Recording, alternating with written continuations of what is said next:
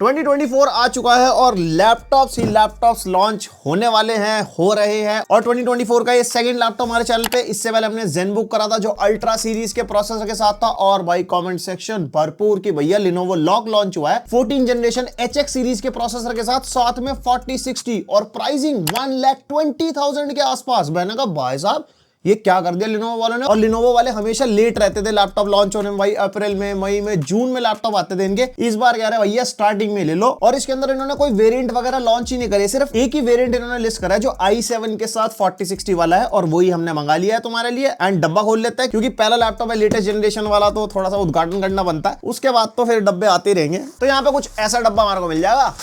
सबसे पहले फॉर्म की पैकिंग से यहाँ पे हमारे को लैपटॉप मिल जाएगा। ओ भाई तो सारा सामान एक ही बार में बाहर आ गया। एक यहाँ पे हमारे को चार्जर मिल जाएगा, एक उसके साथ मिल जाएगी हमारे को पावर कॉर्ड, थोड़ी बहुत पुस्तक की बातचीत यहाँ पे हमारे को मिल जाएगी। एंड यहाँ पे कुछ ऐसा लैपटॉप हमारे को मिल जाएगा भाई पिछले वाले लॉक से काफी ज्यादा चेंजेस यहाँ पे करे गए हैं डिजाइन में, लुक्स में, और भाई साहब बाकी सारी चीजें भी आप देख सकते हो। थोड़ी लीजन टाइप की फीलिंग यहाँ पे हमारे को मिल जाएगी क्योंकि इसका जो भाई लिड है ना पूरा 180 डिग्रीज तक यहाँ पे चला जाता है। और इंटीरियर भी आप देख सकते हो पूरा Lenovo लीजन टाइप की फीलिंग दे रहा है यहाँ पे। मतलब बजट में प्रीमियम मसाला, लेकिन कितना प्रीमियम ये है वो हम डिटेल में बात करेंगे इसके बारे में। और यहाँ पे जो चार्जर है हमारे को 230 वॉट का मिल जाता है। पहले वाले लॉक में H सीरीज के साथ जब 4060 आया था ना तो उसके अंदर कम वॉट वाला अडाप्टर था, इसकी वजह से ज्यादा पावर पुश नहीं हो पा रही थी, परफॉर्मेंस हमारे को थोड़ी सी लिमिटेड मिल रही थी। लेकिन इस बार परफॉर्मेंस में देखते हैं सारा कुछ। और यहाँ पे हमारे को कुछ ऐसा लैपटॉप मिल जाएगा, टॉप लिड एकदम क्लीन सी है, इधर लॉक की ब्रांडिंग है, इधर Lenovo की ब्रांडिंग है। और टॉप लिड यहाँ पे हमारे को पॉलीकार्बोनेट बिल्ड में मिलती है एंड बिल्ड क्वालिटी अच्छी है। टॉप लिड फ्लेक्स यहाँ पे हमारे को नहीं मिलता है और वेट डिस्ट्रीब्यूशन अच्छा है, एक हाथ से लिड आराम से ओपन हो जाती है। एंड इंटीरियर भी हमारे को पॉलीकार्बोनेट बिल्ड में मिलता है। एंड यहाँ पे अगर कीबोर्ड फ्लेक्स भी देखते हैं तो भाई बिल्कुल है ही नहीं। जो बिल्ड क्वालिटी है ना, मतलब भाई उसमें इंप्रूवमेंट है, लेकिन एक चीज में इंप्रूवमेंट नहीं हुआ, वो है भाई साहब स्क्रीन वॉबल भाई अभी भी हमारे को ज्यादा मिलता है और एकदम झूलने वाला हिसाब किताब है। बाकी नीचे से भी हमारे को पॉलीकार्बोनेट बिल्ड मिलती है। इधर हनीकॉम टाइप का डिजाइन बन रखा है और हनीकॉम टाइप के डिजाइन में ही एयर इनटेक के वेंट्स हैं। और एयर इनटेक के वेंट्स इधर की साइड भी हैं और रबर के ऊपर भी एयर इनटेक के वेंट्स मिलते हैं। एंड जो एग्जॉस्ट वेंट है वो हमारे पीछे की तरफ है। इस बार साइड्स में कोई भी एग्जॉस्ट वेंट नहीं है। इधर साइड में हमारे को पोर्ट्स मिल जाएंगे और दूसरी तरफ एकदम प्लेन मामला है। और हाँ, इस बार थर्मल सिस्टम में भी इंप्रूवमेंट है, पिछले वाले लॉक से कुछ ज्यादा इंप्रूवमेंट की गई है थर्मल्स के मामले में। और यहाँ पे लैपटॉप का वेट हमारे को हेवियर साइड मिलता है, 2.4 kg का हमारा लैपटॉप है। और अगर पावर ब्रिक और पावर कॉर्ड को भी इंक्लूड कर देते हैं तो भाई 3.2 kg के आसपास वेट हो जाता है। बिल्ड क्वालिटी सॉलिड है तो लैपटॉप भारी भरकम थोड़ा सा हो गया है। और लैपटॉप का चार्जर भी भारी भरकम हो गया है, 230 वॉट का चार्जर हो गया तो ऑब्वियसली कंधों पे जोर ज्यादा आएगा। With great powers comes great weight. Yes. और पीछे से भी अगर इसके हम लुक्स देखते हैं ना तो इस बार थोड़ा एजी टाइप का डिजाइन उन्होंने बना दिया है, गेमिंग वाली लुक डालने की पूरी कोशिश करी गई है। गेमिंग लैपटॉप है यार, थोड़ी बहुत तो मतलब बनते हैं ना इंप्रूवमेंट। और अब जरा तकनीकी बातें कर लेते हैं। Intel Core i7 14700 HX processor हमारे को इसके अंदर मिलता है, जो हमारा 20 कोर्स 28 थ्रेड्स वाला प्रोसेसर है। 8 P कोर्स मिलेंगे इसके अंदर, 12 E कोर्स मिलते हैं हमारे को। और अगर लास्ट जनरेशन i7 13700 HX से कंपेयर करते हैं तो 32% मल्टी कोर परफॉर्मेंस बेटर हो गई है यहाँ पे एंड 10% सिंगल कोर परफॉर्मेंस भी बेटर हो गई है। अगर हम Cinebench R23 के हिसाब से देखते हैं तो यहाँ पे इंप्रूवमेंट है भाई प्रोसेसर में। और प्राइसिंग इन्होंने काफी सही रखी है, मतलब 1,20,000 के आसपास। पहले 1,20,000 में i7 13700 HX के लैपटॉप मिल नहीं रहे थे 4060 के साथ स्पेसिफिकली, लेकिन Lenovo ने ये दे दिया भाई साहब, पता नहीं कैसे। और Nvidia RTX 4060 के अंदर मिलेगा, जो हमारा 8GB VRAM वाला ग्राफिक्स कार्ड है, 115 वॉट TGP के साथ ही आता है। एंड जिसके माइंड में डाउट है ना कि भाई 140 वॉट TGP वाला थोड़ा बेटर परफॉर्म करेगा 115 वॉट वाले से, ऐसा कुछ नहीं है क्योंकि RTX 4000 सीरीज पूरी वॉटेज पुश कर ही नहीं पाती जितना Nvidia एडवर्टाइज कर रहा है स्टार्टिंग से। यहाँ पे 115 वॉट है तो 110 112 वॉट तक ये पुश करता है, 140 वॉट वाला भी इतना ही पुश करता है। तो यानी कि परफॉर्मेंस हमारे को सेम मिलेगी दोनों लैपटॉप के अंदर। 16GB DDR5 रैम हमारे को मिल जाएगी 5600 मेगाहर्ट्ज क्लॉक स्पीड वाली, लेकिन सिंगल चैनल में इन्होंने रैम लगा के दी है, जो मेरे को एक तरफ प्लस भी लगता है एक तरफ माइनस भी लगता है। वैसे तो DDR5 अपने आप में ही डुअल चैनल की तरह काम करती है, लेकिन अगर एक्चुअल डुअल चैनल होती 8+8 होती तो ज्यादा बेटर परफॉर्म करती। लेकिन अगर आपको फ्यूचर में अपग्रेड करनी हो, रैम 32GB करनी हो, तो आपको 8+8 की स्टिक आपको वेस्ट नहीं करनी पड़ेगी, 16+16 32 करवा सकते हो बिना किसी वेस्टेज के। ये एक प्लस पॉइंट है। आपका क्या मानना है इसके बारे में, कौन सा प्लस कौन सा माइनस, कमेंट करके बताना। वैसे अकॉर्डिंग टू ब्रांड 32GB तक ये लैपटॉप अपग्रेड हो जाता है, लेकिन मेरा मानना है 64GB तक आराम से आप इसमें रैम अपग्रेड कर सकते हो, क्योंकि भाई साहब लेटेस्ट जनरेशन का प्रोसेसर है, लेटेस्ट मदरबोर्ड लगा, 64GB कोई दिक्कत नहीं है। वैसे 64 की मेरे हिसाब से नीड नहीं है,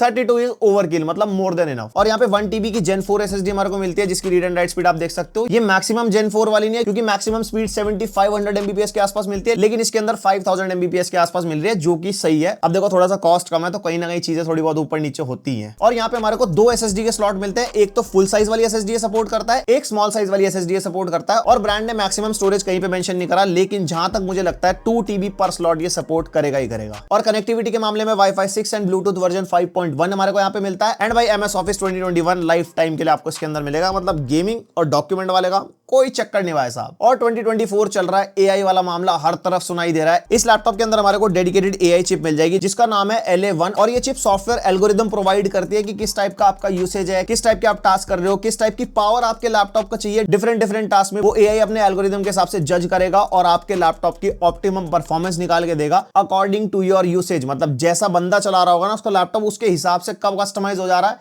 पता ही नहीं चल रहा भाई साहब, AI चल रहा है। तो आपके यूसेज के हिसाब से डिफाइन हो जाएगा कि कब आपको ज्यादा पावर चाहिए, कब आपको ज्यादा बैटरी बैकअप चाहिए। एंड यस, AI की वजह से ज्यादा बैटरी बैकअप भी आपको आपके लैपटॉप पे मिलेगा, अगर आप उस टाइप का टास्क कर रहे होगे तो। एंड बात कर ली जाए छेदों की, तो भाई साहब छेदों में नो डिसअपॉइंटमेंट। यहाँ पे हमारे को राइट साइड में USB-C 3.2 Gen 2 type C port मिलता है, जो डिस्प्ले पोर्ट 1.4 को सपोर्ट करता है। डिस्प्ले आउटपुट आप लोगे मैक्सिमम 4K 120 हर्ट्ज तक आप ले सकते हो। एंड इसका आउटपुट हमारा RTX 4060 से हमारे को मिलेगा। एंड ये type C port power delivery को भी सपोर्ट करता है। 140 वॉट का PD चार्जर आप उठा के घूम सकते हो, अगर आपको ये भारी भरकम 230 वॉट का चार्जर उठा के नहीं घूमना, अपना कोई ऑफिस वाला काम करना हो, नॉर्मल मीटिंग वगैरह लेनी हो, आपको गेम नहीं खेलनी है, पूरी पावर यूज नहीं कर रहे हो, तो इतना भारी भरकम चार्जर की नीड ही नहीं है। PD चार्जर भाई साहब। और एक यहाँ पे हमारे को फिजिकल कैमरा शटर बटन मिल जाएगा, एक हेडफोन माइक जैक का कॉम्बो मिल जाएगा, एक USB 3.2 Gen 1 type A port यहाँ पे मिल जाता है। और बाकी सारे पोर्ट्स हमारे को पीछे की तरफ मिलेंगे, जैसे एक USB 3.2 Gen 1 type A port, एक HDMI 2.1 का पोर्ट, यानी कि मैक्सिमम 4K 120 हर्ट्ज का आउटपुट। एंड RTX 4060 से आउटपुट मिलता है इस HDMI पोर्ट से भी। और एक RJ45 LAN पोर्ट मिल जाएगा, एक और USB 3.2 Gen 1 type A port मिल जाएगा। एंड एक पावर इनपुट पोर्ट यहाँ पे हमारे को मिल जाता है। तो भाई साहब यहाँ पे पोर्ट्स के मामले में कोई कमी नहीं लगी मेरे को, बस एक कमी लगी, टाइप सी पोर्ट एक और होना चाहिए था, क्योंकि आजकल टाइप सी का जमाना है, सारी डिवाइसेस टाइप सी होती जा रही हैं। एक ही टाइप सी पोर्ट इसके अंदर दिया है, वो भी 3.2 Gen 2 वाला। थंडरबोल्ट 4 पोर्ट अभी भी नहीं है, लास्ट जनरेशन लीजन और लॉक में भी नहीं था,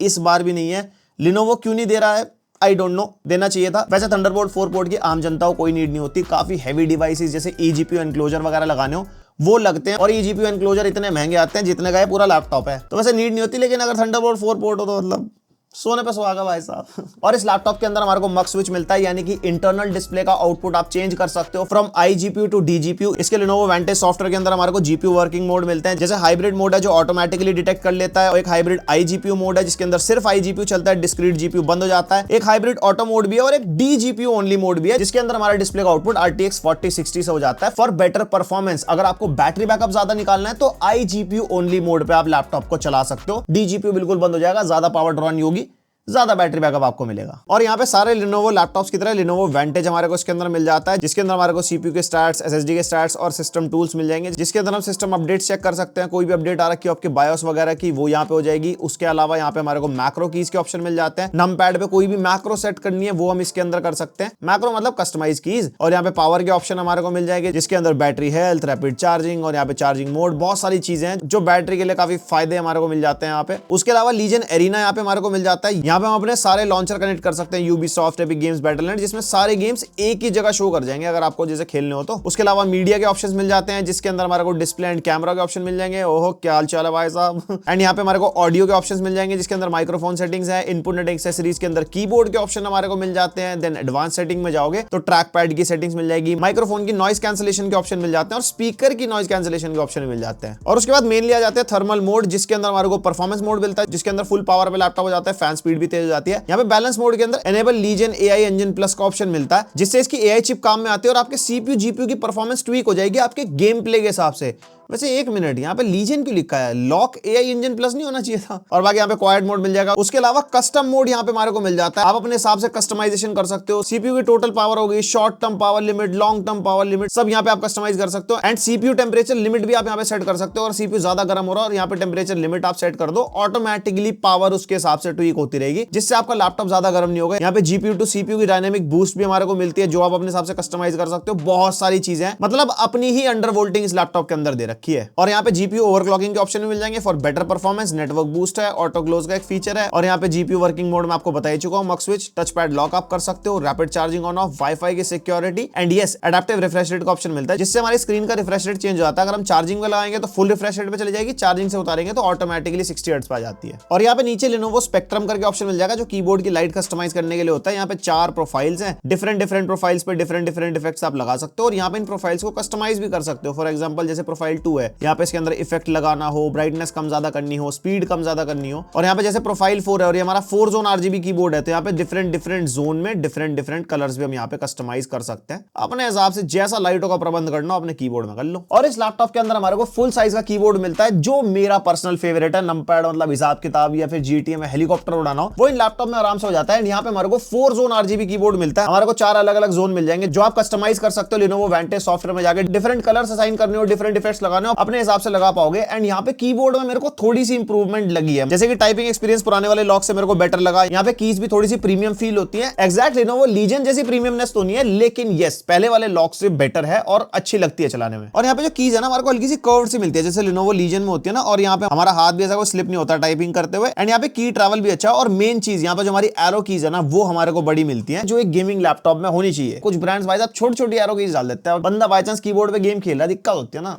दिक्कत नहीं होनी चाहिए। और इस लैपटॉप के अंदर अच्छा खासा बड़ा ट्रैक पैड हमारे को मिल जाता है, फुली क्लिकेबल वाला ट्रैक पैड है। बाकी ट्रैक पैड चलाने में स्मूथ है, मल्टी जेस्चर वगैरह को सपोर्ट करता है। Overall track pad is good. और यहाँ पे अगर आप लैपटॉप के कीबोर्ड पे गेमिंग करते हो तो WASD के साइड से हमारा 25 to 27 डिग्री के आसपास टेम्परेचर रहता है, जो कि बेरेबल है, कोई दिक्कत नहीं है। एंड सेंटर में जहां पे हमारा चिपसेट है, वहां पे 35+ डिग्री टेम्परेचर जाता है। अगर वो एरिया आप यूज करोगे तो वो आपको वार्म साइड फील होगा। बाकी ट्रैक पैड का एरिया भी हमारा कूलर साइड ही रहता है। और थर्मल्स की बात कर रहा था ना मैं, इन्होंने ना यहाँ पे पैडिंग यूज करी है, आप देख सकते हो फैंस के आसपास यहाँ पे पैडिंग यूज रखी है। और इसका जो बैक पैनल है ना, उसके अंदर भी पैडिंग यूज हो रखी है। तो जैसे ही इसका बैक पैनल इसके ऊपर कवर हो जाता है, तो उससे ये वाला जो एरिया है वो पूरा का पूरा सेपरेट हो जाता है। एंड यहाँ से जो भी हमारा फैंस का इनटेक हो रहा है, वो पूरे एरिया को ठंडा रखेगा। एंड सिर्फ इस तरफ से हमारा एग्जॉस्ट होगा, जिससे हमारे जो टेम्परेचर है वो काफी कम आएंगे, जो आपको गेमिंग टेस्ट में भी आगे दिखाता हूँ। और अगर ज्यादा गर्मी हो रही है तो कूलिंग पैड यूज करो, तो और ज्यादा अच्छे से काम करेगा। और जो इसकी रैम है ना, उसके ऊपर भी हमारे को डेडिकेटेडली हीट सिंक मिल जाती है, मतलब इसके अंदर थर्मल पैड्स वगैरह यूज कर रखे हैं। तो रैम के अगर टेम्परेचर इंक्रीज होंगे तो ये ठंडा करने में काफी काम आएगा। And now the display part. यहाँ पे लैपटॉप थोड़ा सस्ता प्राइस किया गया अकॉर्डिंग टू स्पेसिफिकेशन। तो डिस्प्ले के अंदर कॉस्ट कटिंग करी गई है, क्योंकि 1080p डिस्प्ले इस लैपटॉप के अंदर 4060 जो हमारा ग्राफिक्स कार्ड है ना, वो 1440p या 1600p की गेमिंग आराम से करवा पाता है लैपटॉप्स में। 1080p डिस्प्ले डाल दी, ओवरकिल जीपीयू दे दिया। तो यहाँ पे मेरी एक रिकमेंडेशन है, पहले डिस्प्ले स्पेक्स की बात करते हैं, फिर रिकमेंडेशन बताता हूँ। यहाँ पे इस लैपटॉप में हमारे को 15.6 इंचेस की फुल एचडी डिस्प्ले मिलती है, जिसका रेजोल्यूशन 1920x1080p है। IPS एंटी ग्लेयर पैनल हमारे को इसके अंदर मिलता है। 144 हर्ट्ज का रिफ्रेश रेट है, तो आराम से ई स्पोर्ट्स वगैरह में कोई दिक्कत नहीं है। एंड ये डायनामिक रिफ्रेश रेट को सपोर्ट करती है डिस्प्ले। 72 हर्ट्ज और 144 हर्ट्ज में शिफ्ट हो जाती है, अगर यहाँ पे आप ये ऑप्शन सेलेक्ट कर देते हो तो। बाकी ये डिस्प्ले जी सिंक को भी सपोर्ट करती है, तो गेमिंग में आपको टेयरिंग वगैरह का इशू भी नहीं आएगा। एंड यहाँ पे डिस्प्ले का जो कलर गैमेट है वो हमारे को बढ़िया मिलता है। 100% sRGB हमारे को मिल जाएगी, 80% Adobe RGB, 82% P3 and 75% ATSC। और पीक ब्राइटनेस हमारे केस में 300+ निट्स निकल गया है, जो कि बढ़िया है। तो यहाँ पे आपको कलर एक्यूरेसी वाले टास्क करने हो, लाइक कलर ग्रेडिंग इन फोटोज, कलर ग्रेडिंग इन वीडियोस, वो ये डिस्प्ले आराम से करवा देगी। उसके अलावा आप गेमिंग करते हो, कंटेंट वगैरह देखते हो, तो डिस्प्ले के कलर्स भी अच्छे दिखाई देते हैं। प्लस ब्राइटनेस भी अच्छी है। वैसे तो 1 लाख से ऊपर वाले लैपटॉप्स में 400 निट्स के आसपास की ब्राइटनेस मिल जाती है, लेकिन वही बात है, स्पेसिफिकेशन अच्छी है तो कहीं ना कहीं कॉस्ट कटिंग थोड़ी बहुत तो देखो होगी। एंड HDR का भी कोई सपोर्ट नहीं है इस डिस्प्ले के अंदर। और जो मैं सजेशन की बात कर रहा था, आपको क्वाड HD पैनल वाला Lenovo लॉक भी मिल जाएगा, सिर्फ और सिर्फ 4200 रुपीज डाल के। Lenovo की ऑफिशियल वेबसाइट से अगर आप बाय करते हो तो वहां पे कस्टमाइजेशन का ऑप्शन मिलता है ना, तो 1440 पे आप डिस्प्ले ऐड कर सकते हो। 350 निट्स की ब्राइटनेस के साथ वो आती है, वो ज्यादा बढ़िया ऑप्शन रहेगा, क्योंकि 1440p गेमिंग ये लैपटॉप हैंडल कर सकता है। 1440p गेम टेस्ट हमने किया इस लैपटॉप के अंदर, देखना वो भी आप। और ये इस लैपटॉप का वेबकैम टेस्ट और माइक भी लैपटॉप का यूज हो रहा है। डुअल एरे माइक्रोफोन यहाँ पे हमारे को मिलेंगे, कुछ ऐसी माइक की क्वालिटी है, कुछ ऐसी वीडियो की क्वालिटी है। अच्छी खासी लाइटिंग में मैं रिकॉर्ड कर रहा हूँ और यहाँ पे कोई भी ओवर एक्सपोजर वगैरह नहीं हो रहा है, काफी बैलेंस्ड कलर्स है। 1080p वाला वेबकैम है, जो कि एक अच्छी बात है। बाकी क्वालिटी आपको कैसे लगी मेरे को कमेंट करके बताओ भाई साहब। स्पीकर के मामले में कोई इंप्रूवमेंट नहीं है। Lenovo लॉक के लास्ट ईयर भी स्पीकर अच्छे नहीं थे, इस साल भी अच्छे नहीं है। 2-2 वॉट के 2 स्पीकर मिलते हैं डाउन फायरिंग वाले। एंड स्पीकर की क्वालिटी एवरेज साइड में ही है, मतलब बहुत ही ज्यादा ऐसा कोई लाउड नहीं है, थोड़ी कम सी आवाज लगेगी। अगर आप एक डेस्क सेटअप बनाओगे तो डेस्क स्पीकर्स ले लेना फॉर बेटर आउटपुट। वैसे एक बंदे के हिसाब से ठीक है, 1 या 2 बंदों के हिसाब से, उससे ज्यादा अगर बैठोगे भैया सुनाई नहीं दे रहा। और इसके स्पीकर्स के साथ नाइमिक ऑडियो का सपोर्ट हमारे को मिलता है। यहाँ पे नाइमिक की ऐप मिल जाएगी, जिसके अंदर हमारे को डिफरेंट मोड्स मिल जाएंगे, जैसे म्यूजिक, मूवी, कम्युनिकेशन वगैरह। और यहाँ पे सराउंड साउंड के फीचर मिल जाएंगे, साउंड ट्रैकर, बहुत सारी चीजें जो आप कस्टमाइज कर सकते हो अपना लिसनिंग एक्सपीरियंस को थोड़ा सा एनहांस करने के लिए। ज्यादा एनहांस नहीं कर पाएगा स्पीकर ठीक ही है बस। और इस लैपटॉप के अंदर बैटरी हमारे को अभी भी 60 वॉट आवर की मिलती है। मेरे को उम्मीद थी थोड़ी बैटरी बढ़ा देनी चाहिए थी, एटलीस्ट 70 प्लस वॉट आवर कर देनी चाहिए थी। 60 वॉट आवर की बैटरी अगर आप मतलब एक्सट्रीम यूसेज करोगे ना, मतलब ज्यादा गेमिंग वगैरह नहीं, नॉर्मल ब्राउजर वगैरह खोल लिया, मल्टीटास्किंग कर ली, डॉक्यूमेंट वाले काम कर लिए, तो 2 से 2.5 घंटे का बैकअप मिलता है। एक गेमिंग लैपटॉप के हिसाब से बता रहा हूं, उसके अंदर भी आप बैटरी सेवर मोड लगा लो, मक स्विच को IGPU मोड पे कर लो, तब जाके थोड़ा और बैकअप आप निकाल सकते हो, 3 घंटा या उससे ज्यादा। उसके अलावा ज्यादा बैटरी बैकअप से उम्मीद मत करना। 60 वॉट आवर थोड़ा डाउन साइड है,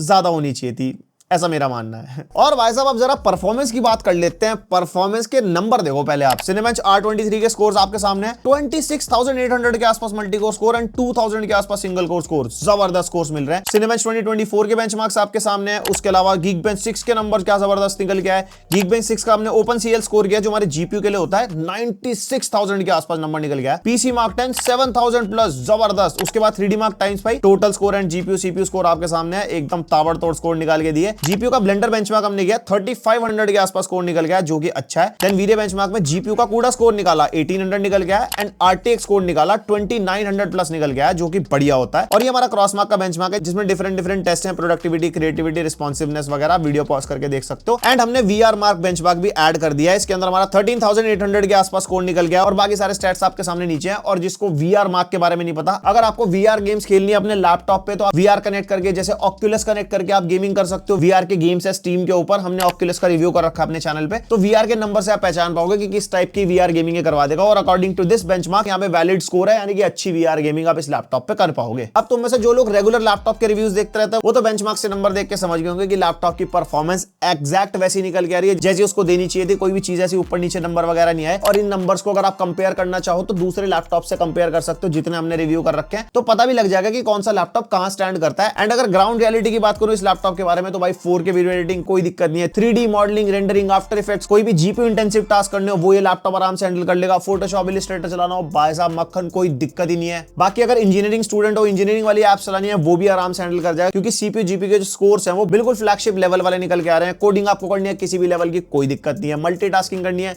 उसके बारे में तो बात ही नहीं करनी चाहिए, इतना पावरफुल लैपटॉप है तो हो ही जाएगी। म्यूजिक प्रोडक्शन वालों को अगर डाउट है कि वो वाले टास्क के लिए आपको ज्यादा पावरफुल CPU चाहिए होता है, और इस लैपटॉप का CPU अंधाधुंध पावरफुल है। आप सिनेबेंच R23 के स्कोर्स देखो, मैंने कंपेटिटिव CPUs के साथ ग्राफ बना के डाला हुआ है। भाई साहब देखो CPU हमारा कहां स्टैंड करता है, और जिस प्राइस पे लैपटॉप आता है उसके हिसाब से CPU GPU भाई साहब जबरदस्त है। और भाई असली गेमिंग लैपटॉप की परफॉर्मेंस पता चलेगी गेमिंग से। तो गेम टेस्ट हमने इसके अंदर करे हैं, जो इसका नेटिव रेजोल्यूशन है, जिसकी डिस्प्ले 1080p में सारे गेम टेस्ट करे हैं। 4060 उसके हिसाब से ओवरकिल है। स्टिल आप FPS वगैरह देख लो, लेकिन 1440p पे मैंने GPU इंटेंसिव गेम किया, आपको अंदाजा हो जाएगा कि 1440p डिस्प्ले वाला अगर वेरिएंट आप चूज करते हो तो उसके अंदर कैसी परफॉर्मेंस आप एक्सपेक्ट कर सकते हो। आपका पूरा ख्याल रखता हूं मैं। गेम टेस्ट पे नजर मारो, फिर कंक्लूजन की बात करते हैं। स्टार्ट करते हैं सबसे पहले वैलोरेंट से। यहाँ पे 1080p पे टेस्ट कर रहे हैं और हाई सेटिंग्स हमने यहाँ पे रखी है। एंड हाई सेटिंग्स पे आराम से हमारे को भाई 400 प्लस FPS मिल रहे हैं, कभी कभी तो 500 के आसपास भी मिल रहे हैं, क्योंकि हमारा जो CPU है वो तगड़ा पावरफुल CPU है। एंड हमारी जो वैलोरेंट गेम है वो हमारी CPU इंटेंसिव गेम है, जिसकी वजह से बढ़िया फ्रेम रेट हमारे को यहाँ पे मिल रहा है। एंड यहाँ पे आप CPU टेम्परेचर भी देख सकते हो, 70 डिग्रीज के आसपास है। 80 वॉट पावर पुश होने के बाद भी, CPU में 80 वॉट पावर पुश होने के बाद अच्छे लैपटॉप में 90 डिग्रीज पहुंच जाता है। वैसे सर्दियों का टाइम है, क्योंकि 15-16 डिग्रीज रूम टेम्परेचर है, उसके हिसाब से भी टेम्परेचर कम है, लेकिन मैं वॉटेज के हिसाब से जज कर सकता हूं भाई थर्मल्स काफी सही परफॉर्म कर रहे हैं इस लैपटॉप के। उसके बाद हम टेस्ट करें CS2। यहाँ पे रेजोल्यूशन 1080p है, सेटिंग्स को रखा है वेरी हाई पे। और CS2 हमारा CPU and GPU both intensive game हो चुका है, और आप देख सकते हो अच्छी खासी वॉटेज पुश हो रही है हमारी CPU की भी, GPU की भी। और भाई FPS भी बढ़िया निकल के आ रहे हैं, 180-200 के आसपास FPS है, जो कि काफी सही है। बस एक चीज का ध्यान रखना, ये फुल HD रेजोल्यूशन पे टेस्ट हो रहा है। वैसे GPU इससे ज्यादा रेजोल्यूशन पे गेमिंग पे भी कैपेबल है। 1440p गेम टेस्ट अभी दिखाता हूं आगे। उसके बाद टेस्ट कर रहे हैं दूर का रोना छठा part, I mean Far Cry 6, और सेटिंग्स को रखा है यहाँ पे हमने अल्ट्रा पे, और कोई भी अपस्केलिंग का मेथड हमने यहाँ पे यूज नहीं करा। एंड यहाँ पे फुल HD पे अल्ट्रा सेटिंग्स पे आराम से 100-110 प्लस FPS हमारे को मिल रहे हैं, जो कि बढ़िया है। एंड मेमोरी यूसेज आप देख सकते हो इतनी ज्यादा नहीं हो रही, क्योंकि गेम इतनी ज्यादा GPU को डिमांड नहीं कर रहे ना, ड्यू टू लो रेजोल्यूशन। बाकी स्टैट्स आप देख सकते हो, थर्मल्स अच्छे हैं, GPU टेम्परेचर, CPU टेम्परेचर यहाँ पे ठंडे साइड है हमारे। उसके बाद Forza Horizon 5 एक्सट्रीम प्रीसेट पे कर रहे हैं टेस्ट। लेफ्ट साइड में DLSS ऑफ है, राइट साइड में ऑन है क्वालिटी पे। एंड यहाँ पे फ्रेम रेट में कोई डिफरेंस नहीं आता, जैसे कि Forza Horizon में हर बार होता ही है। और बाकी आप देख सकते हो 8GB VRAM यहाँ पे कंज्यूम कर रहा है, क्योंकि हमारे एक्सट्रीम सेटिंग्स हो चुकी हैं, यानी कि ग्राफिक्स एकदम बिल्कुल हाईएस्ट पे है, और भाई फ्रेम रेट तो बढ़िया निकाल के दे ही रहा है। And then we tested call of duty Warzone 2.0, extreme preset रखा है, DLSS का सिनेरियो आपके सामने, एक तरफ ऑफ है एक तरफ क्वालिटी पे। एंड भाई वॉरजोन में हमारे को 70, 80, 90 FPS मिल रहे हैं रॉ परफॉर्मेंस में, DLSS ऑफ पे, लेकिन DLSS को क्वालिटी पे करते हैं भाई 150 प्लस FPS, जो कि काफी बढ़िया है। एंड हम एक्सट्रीम प्रीसेट पे टेस्ट कर रहे हैं, अगर आप सेटिंग इससे कम करोगे तो इससे ज्यादा FPS आप निकाल सकते हो। उसके बाद स्पाइडरमैन मुरली भैया वेरी हाई प्रीसेट है, एक तरफ DLSS DLSS ऑफ है, एक तरफ रखा है क्वालिटी पे, एंड इसके अंदर हमारे को DLSS फ्रेम जनरेशन मिलता है। एंड इस टेस्ट के अंदर कुछ ग्लिच था या पता नहीं क्या था, DLSS फ्रेम जनरेशन पे कम FPS आ रहे थे और रॉ परफॉर्मेंस में ज्यादा FPS आ रहे थे, और कभी कभी उल्टा भी हो रहा था। लेकिन आप परफॉर्मेंस अंदाजा लगा सकते हो क्या बढ़िया परफॉर्मेंस निकाल के दे रहा है, मतलब 100+ फ्रेम्स लगातार। उसके बाद हमने सेम सिनेरियो रखा सेटिंग्स का DLSS का भी, लेकिन इस बार रे ट्रेसिंग को हमने हाई पे कर दिया था, और रे ट्रेसिंग को हाई पे करने के बाद रॉ परफॉर्मेंस हमारी 60 एवरेज FPS के आसपास, और वहीं पे फ्रेम जनरेशन लगाने के बाद हमारे 90-100 फ्रेम्स के आसपास तक हो गए थे। Then we tested Cyberpunk, ultra settings है, DLSS frame generation right side में क्वालिटी पे है, लेफ्ट साइड में ऑफ है। रे ट्रेसिंग अभी हमने ऑफ रखी है स्टार्टिंग में, एंड यहाँ पे हमारे को बढ़िया 80-90 रॉ परफॉर्मेंस में FPS मिल रहे हैं, एंड 140-150 फ्रेम जनरेशन लगाने के बाद कह रहे भाई साहब अंधाधुंध फ्रेम रेट ले लो, और आप GPU वॉटेज पे ध्यान रखना क्योंकि ये GPU इंटेंसिव गेम है। उसके बाद सेम अल्ट्रा सेटिंग्स रखी, लेकिन इस बार रे ट्रेसिंग को भी हमने अल्ट्रा कर दिया था। बाकी DLSS फ्रेम जनरेशन का सिनेरियो है ही सामने आपके, और यहाँ पे आप देख सकते हो रे ट्रेसिंग अल्ट्रा करने के बाद 30 FPS के आसपास मिल रहा है हमारे को, जो कि प्लेबल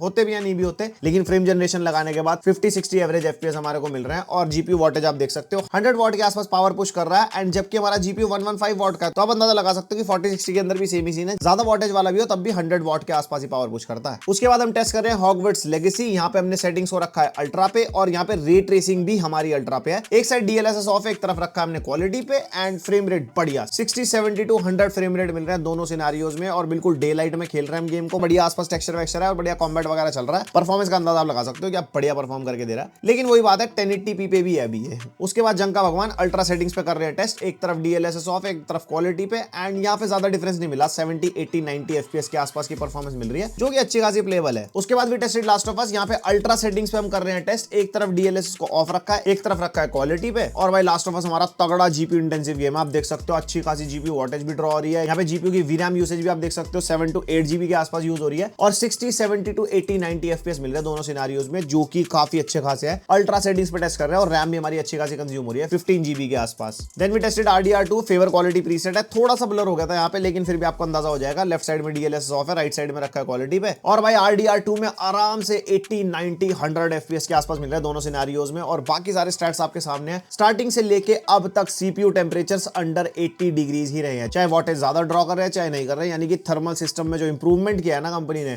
वो भाई दिख भी रहा है परफॉर्मेंस में। और भाई जब गेम टेस्ट चल रहा है तो GTA 5 को कैसे भूल सकते हैं, वेरी हाई सेटिंग्स पे टेस्ट कर रहे हैं यहाँ पे, एंड वेरी हाई सेटिंग्स में हमारे को 160, 170, 180 FPS के आसपास मिल रहे हैं, जो हमारे GTA 5 के पीक FPS होते हैं, यानी कि पीक FPS आपको इसमें मिलेंगे भाई 40, 60, 8 GB है। अब इतना तो मतलब GTA 5 तो चलवा ही देगा, आपको FPS का अंदाजा देना था, तो मैंने कहा चलो ये भी टेस्ट कर ही देते हैं, अब पता लगेगी असली जान इस GPU की। अब कर रहे हैं 1440p पे गेम टेस्ट, यहाँ पे अल्ट्रा सेटिंग्स रखी है साइबरपंक के अंदर, DLSS फ्रेम जनरेशन का सिनेरियो वही है, एक तरफ ऑफ है एक तरफ क्वालिटी पे, और भाई यहाँ पे 1440p पे आराम से रॉ परफॉर्मेंस में 45 to 50 FPS मिल रहे हैं, जो कि प्लेबल होते हैं, एंड GPU वॉटेज अब पुश हो रही है बढ़िया, क्योंकि जैसे लोड पड़ता है ना GPU पे ज्यादा रेजोल्यूशन से, तब जाके ज्यादा वॉटेज पुश होती है। एंड यहाँ पे DLSS फ्रेम जनरेशन लगाने के बाद भाई 80 FPS के आसपास, तो 1440p गेमिंग करवा सकता है लैपटॉप साइबरपंक जिस सेटिंग पे आपको दिखाया। उसके बाद मैंने कहा सेम सेटिंग्स रख के एक बार जरा रे ट्रेसिंग को भी अल्ट्रा पे करके देख लेते हैं कि 1440p पे क्या हिसाब किताब है, और यहाँ पे आप देख सकते हो 20 FPS के आसपास रॉ परफॉर्मेंस मिल रही है, जो कि प्लेबल नहीं होती, लेकिन फ्रेम जनरेशन ने कहा भाई साहब मैं गेम खिलवाऊंगा, 60 to 70 FPS मिल रहे हैं, यानी कि बढ़िया 1440p पे अल्ट्रा सेटिंग्स पे अल्ट्रा रे ट्रेसिंग पे आप गेमिंग कर सकते हो इस लैपटॉप के ऊपर। उसके बाद वी टेस्टेड RDR2, यहाँ पे हमने प्रीसेट को रखा है फेवर क्वालिटी पे, और एक तरफ DLSS ऑफ और एक तरफ क्वालिटी पे, और यहाँ पे भी 1440p में आराम से 60, 70 FPS के आसपास मिल रहा है, जो कि अच्छे खासे प्लेबल है, एंड RDR2 हमारा बढ़िया GPU इंटेंसिव गेम है। फिर मैंने कहा इतनी डिमांड रहती है तो GTA 5 को भी टेस्ट कर देते हैं, वेरी हाई सेटिंग्स पे टेस्ट कर रहे हैं, और GTA 5 में 1440p पे भी भाई बढ़िया परफॉर्मेंस मिल रही है, मतलब लगभग 1080p वाले FPS ही मिल रहे हैं 150, 160, 170 के आसपास, जो कि मतलब भाई जबरदस्त है। देन लास्ट गेम हमारा लास्ट ऑफ अस 2, और ये बहुत ज्यादा GPU इंटेंसिव गेम है, एंड हमने यहाँ पे सेटिंग्स को भी अल्ट्रा पे रखा है। मैंने कहा एक बार पूरी जान निकाल के देख लेते हैं इसकी GPU की, और भाई लास्ट ऑफ अस में हमारे को 30 FPS एवरेज मिल रहा है रॉ परफॉर्मेंस में, लेकिन DLSS लगाने के बाद 40-45 FPS मिल रहा है। ये अल्ट्रा सेटिंग्स की परफॉर्मेंस है, आप चाहो तो ज्यादा FPS निकाल सकते हो मीडियम टू हाई सेटिंग्स पे। तो ओवरऑल अगर इस लैपटॉप की परफॉर्मेंस को कंक्लूड करते हैं ना, तो 1080p गेमिंग तो भाई किसी भी लेवल की हो जाएगी। अगर 1440p की अच्छी गेमिंग करनी है तो हाई टू अल्ट्रा सेटिंग्स पे आप आराम से कर सकते हो। एंड बात करते हैं थर्मल्स की, तो थर्मल्स इस लैपटॉप के बढ़िया है। ओवरऑल जो परफॉर्मेंस का पैकेज निकल के आ रहा है जिस प्राइस पॉइंट पे, आई मीन गेमिंग का पैकेज, वो बहुत सही निकल के आता है। तो भाई ये था इसका पूरा review Lenovo Lock 2024 i7 14 generation 4060। ये लैपटॉप आपको आज की डेट में 1,20,000 का मिल जाएगा। एंड तुम्हारे माइंड में सबसे ज्यादा सवाल आएंगे भैया 1,20,000 के आसपास हमारे को i7 13 जनरेशन के साथ 4050 जो कि हमारा प्रेडेटर है वो मिल जाएगा। उसके अलावा HP Omen भी हमारे को मिल जाएगा। लास्ट जनरेशन वाले कुछ लैपटॉप्स हैं जो इसके आसपास खड़े होते हैं। इसका सबसे बड़ा सेलिंग पॉइंट है भाई इसका ग्राफिक्स कार्ड। इस प्राइस पॉइंट पे जो हमारे को ग्राफिक्स कार्ड मिल रहा है with a good CPU, i7 13700HX से बेटर CPU है हमारा 14700HX। तो कोई और लैपटॉप से कंपेयर करने का कोई अभी हिसाब किताब बैठता ही नहीं है। अभी अपकमिंग लैपटॉप्स आने दो, करंट जनरेशन वाला ओमेन, करंट जनरेशन वाला प्रीडेटर, स्ट्रिक्स, कार, टफ, ये वो